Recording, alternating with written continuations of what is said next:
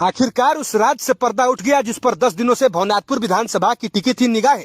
दीपक प्रताप देव ने कर दिया बड़ा ऐलान। जानिए प्रेस कॉन्फ्रेंस में दीपक प्रताप देव ने क्या कहा।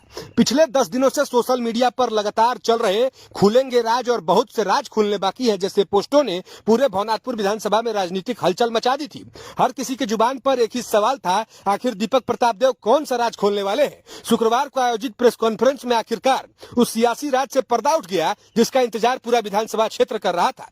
दीपक प्रताप देव ने बड़ा ऐलान करते हुए कहा कि वे वर्ष 2029 के विधानसभा चुनाव में अपने बड़े भाई और वर्तमान विधायक अनंत प्रताप देव के खिलाफ चुनाव लड़ेंगे।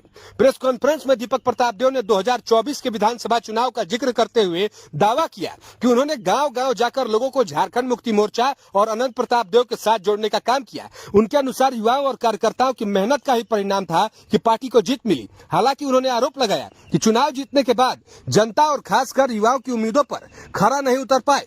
उन्होंने कहा कि 1.5 साल में कई गांवों में एक सड़क तक नहीं बन सकी, कई जगह एक चापाकल तक नहीं लगा पाए।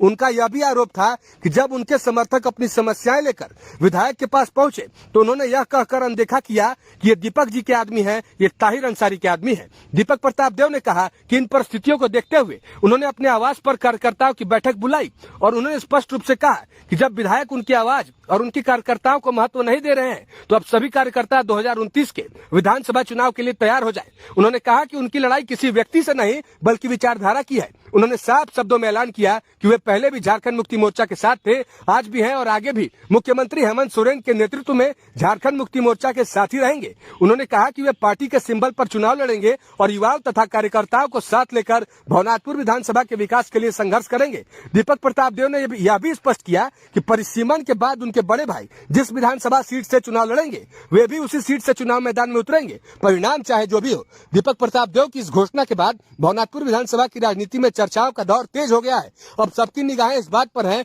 कि आने वाले दिनों में इस ऐलान का राजनीतिक असर क्या होगा और विधायक पक्ष की ओर से इस पर क्या प्रतिक्रिया सामने आती है।